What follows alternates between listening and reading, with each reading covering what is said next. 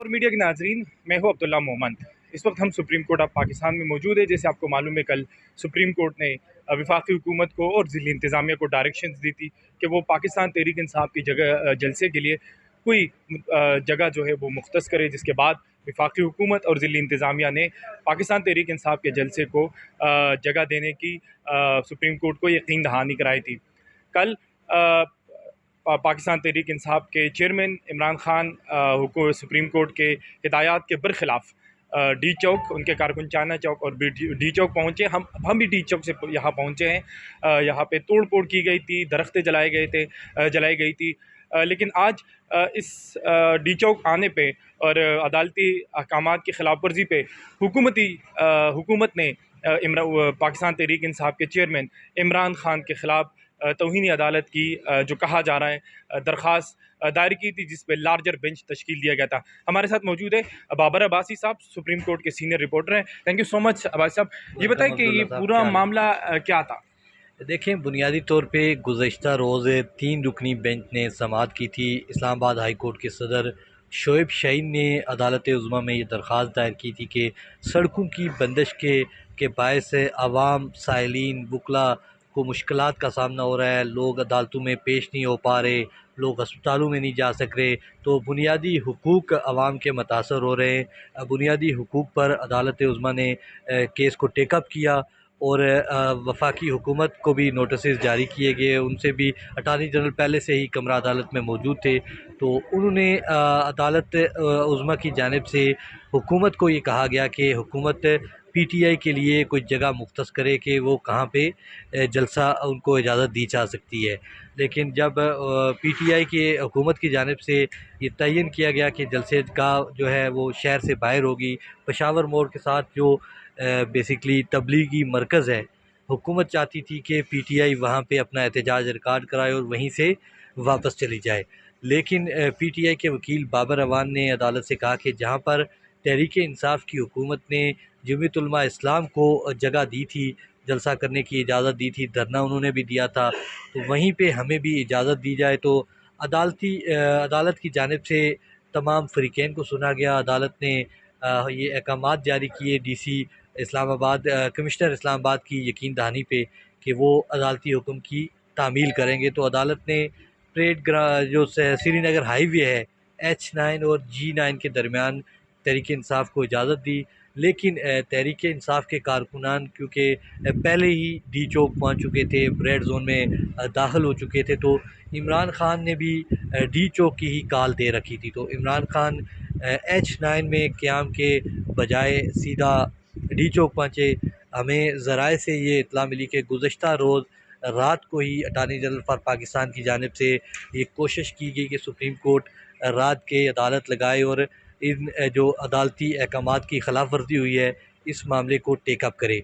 आज सुबह जब अटार्नी जनरल फॉर पाकिस्तान अदालत में आए, तो तकरीबन अदालती कार्रवाई शुरू होने से 2 मिनट पहले उन्होंने कहा कि हमने तौहीन अदालत की दरख्वास्त इमरान खान के ख़िलाफ़ दायर की है। हालांकि वो तौहीन अदालत की दरख्वास्त नहीं थी, अटार्नी जनरल ने भी शायद उनसे गलती हुई, लेकिन उन्होंने थोड़ी सी गलत बयानी की, तो ये सारे मीडिया पे ये रिपोर्ट हुआ कि तौहीन अदालत की दरख्वास्त दायर कर दी गई है।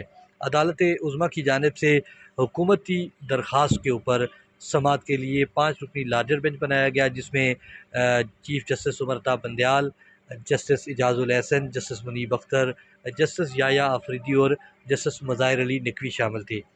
आज जब अदालतें जो बुनियादी तौर पे हुकूमत की दरख्वास्त थी वो ये थी कि इमरान खान को अदालत ने श्रीनगर हाईवे पर H9 और G9 के दरमियान जो ग्रीन बेल्ट है वहाँ पे इजाज़त दी एहतजाज और जलसा करने की। लेकिन इमरान खान की जानिब से अदालती हुक्म की खिलाफ वर्जी की गई, लिहाजा अदालती हुक्म की खिलाफ वर्जी पर हुकूमत को अदालत उज़्मा ये इजाज़त दे कि इमरान खान के ख़िलाफ़ कानूनी कार्रवाई की जाए।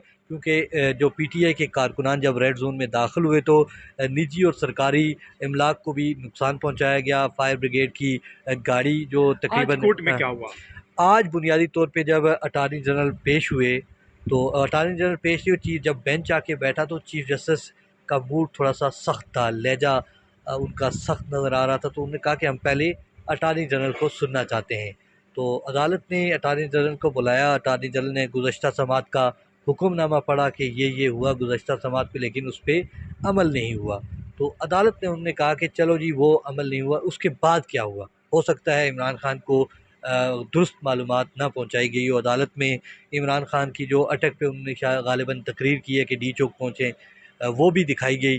तो उसके बाद अदालत ने कहा कि आगे क्या हुआ, तो आगे उनकी जानिब से ये बताया गया कि तहरीक इंसाफ ने ये यकीन दहानी कराई थी कि तहरीक इंसाफ के कारकुनान पुरअमन होंगे, पुरतशद्दद नहीं होंगे, सरकारी इमलाक को नुकसान नहीं पहुँचाया जाएगा और ना ही रोड्स बंद की जाएंगी। लेकिन तहरीक इंसाफ के कारकुनान ने अदालती अहकामात की खिलाफ वर्जी की, उन्होंने सरकारी इमलाक को नुकसान पहुँचाया, पुरतशद्दद हुए, पुलिस एहलकारों पर पथराव किया गया। 31 के करीब पुलिस एहलकार जो है इस पथराव से ज़ख्मी हुए। ना सिर्फ इस्लामाबाद में सरकारी और निजी इमलाक को नुकसान पहुँचा, बल्कि दीगर सूबों में भी नुकसान पहुँचाया गया। तो अदालत की जानिब से चीफ जस्टिस उमर अता बंदयाल ने कहा कि इसी जमात ने यानी कि तहरीक इंसाफ ने गुज़श्ता जो 1 माह के दौरान 33 के करीब जलसे किए हैं, लेकिन वो सारे जलसे पुरअमन थे, उसमें कारकुनान पुरअमन थे, उसमें तशद्दुद नहीं हुआ। तो अटारनी जनरल ने कहा कि हमने उनको प्रोटेक्शन दी है, उनको सिक्योरिटी फराहम की, तो इसलिए वो जलसे जो है पुरअमन हुए। तो अटारनी जनरल ने कहा कि जलाओ घेराव किया गया, दरख्तों को जलाया गया। चीफ जस्टिस ने कहा कि ये मुमकिन है कि आंसू गैस के शेलिंग से बचने के लिए कारकुनान की जानिब से आग लगाई गई हो। हमें नहीं मालूम कि क्या हो रहा है, क्योंकि रात से हमारा जो टीवी है उसका कनेक्शन नहीं आ रहा था, केबल पे मतलब केबल नहीं चल रही थी, शायद केबल कट चुकी थी। तो ये सारी कार्रवाई हुई। अदालत ने का कहना था कि हम यहाँ पर किसी के ऊपर इल्ज़ाम लगाने के लिए नहीं आए, बल्कि हमने आइन और कानून का तहफ़्फ़ुज़ यकीनी बनाना है, बुनियादी हुकूक का तहफ़्फ़ुज़ यकीनी बनाना है। अदालत की जानिब से ये भी वाज़ेह किया गया कि अदालत इस केस में ऐसा फ़ैसला देगी जो मुस्तक़बिल के लिए मिसाल होगा। मुस्तक़बिल में जो धरने, एहतजाज, जलसे हैं, उनके लिए इसमें उसूल तय कर दिए जाएंगे। सबसे जो इम्पॉर्टेंट बात है वो यही है कि आज अदालत ने हुकूमत को ये इजाज़त नहीं दी है कि हुकूमत अदालती अहकामात की खिलाफ वर्जी पर साबिक़ वज़ीर-ए-आज़म इमरान खान के ख़िलाफ़ कोई कानूनी कार्रवाई करे। अदालत ने अदालती हुक्म की खिलाफ वर्जी पर हुकूमत को इमरान खान के ख़िलाफ़, अगर मैं ये कहूँ कि कार्रवाई से भी रोक दिया, तो ये गलत नहीं होगा। आखिरी सवाल, फ़ैसला कब आएगा और आप नहीं समझते कि एक बार फिर इमरान खान साहब को अदलिया की जानिब से इनारो दिया गया, क्योंकि कल के रिमार्क्स कुछ और थे, आज के रिमार्क्स कल भी देखिए ये लग रहा है कि इमरान खान ने ये बड़ी नामुनासिब बात है कि अदालत किसी को एनआरओ देती है। अदालत ने कानून को देखना होता है, अदालत ने ज़मीनी हक़ाइक़ को देखना होता है। अब बुनियादी फंडामेंटल राइट है सियासी जमात का, वो एहतजाज करे, धरना दे, प्रोटेस्ट करे। सिर्फ शराइत जो तय है वो यही है कि वो पुरअमन रहें, पुरतशद्दुद ना हों, सरकारी इमलाक को नुकसान ना पहुँचाएँ। तो अब ये तो तय होना बाकी है कि सरकारी इमलाक को नुकसान पहुँचाने के का कुछ जवाज़ कौन बना, क्योंकि हुकूमत अगर प्रोटेस्टर्स को फैसिलिटेट करती तो मुमकिन है सरकारी इमलाक को नुकसान ना पहुँचता, एक गमला भी ना टूटता। अभी क्या फ़ैसला आ सकता है? देखिए अभी अदालत ने बुनियादी तौर पे दोनों दरख्वास्तें निपटा दी हैं। इमरान खान के ख़िलाफ़ जो हुकूमत की दरख्वास्त थी कि इमरान खान के ख़िलाफ़ कानूनी कार्रवाई की इजाज़त दी जाए, वो उन्होंने इस्तदा मुस्तरद करते हुए दरख्वास्त निपटाई है। दूसरी इस्लामाबाद हाई कोर्ट के सदर शोएब शाहीन की जानिब से सड़कों की बंदिश के ख़िलाफ़ दरख्वास्त थी, वो भी अदालत ने निपटा दी और यही कहा है कि अदालत इस मामले के ऊपर एक ऐसा फ़ैसला देगी जो आइंदा मुस्तक़बिल में एक मिसाल होगा, एक अच्छी मिसाल के तौर पे पेश किया जाएगा। Thank you so much. ये बाबर अब्बासी साहब के रिमार्क्स, उनके तासुरात आपने सुने। वो सुप्रीम कोर्ट के सीनियर रिपोर्टर हैं। सुप्रीम कोर्ट में क्या होता है नया दौर पे आप देखते रहिए, हम आपके लिए मज़ीद अपडेट्स लाते रहेंगे। शुक्रिया।